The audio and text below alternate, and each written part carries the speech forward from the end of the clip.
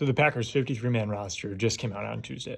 And there's one player in particular that I want to highlight because I think there's a lot we can learn from him. This is a player that I think could be a great model when it comes to teaching my students about adversity and how you respond to different situations. And some of you may already know who I'm going to talk about, but his name is Bo Melton. And this season, he transitioned from wide receiver to cornerback. And for those of you that don't know football, this is not an easy thing to do, especially in the NFL.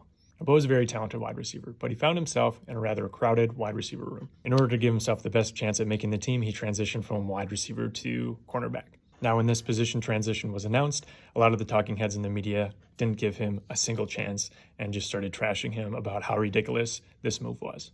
And the guy's been balling out in training camp and in preseason games, enough to make the 53-man roster on an NFL team.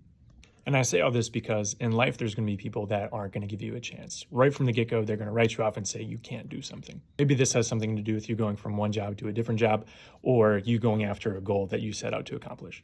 And it ultimately comes down to you whether you make that dream a reality or not. Believing in yourself day after day, night after night, even when there's a lot of noise from the outside, you're able to silence it and stay focused on what it is that you set out to do.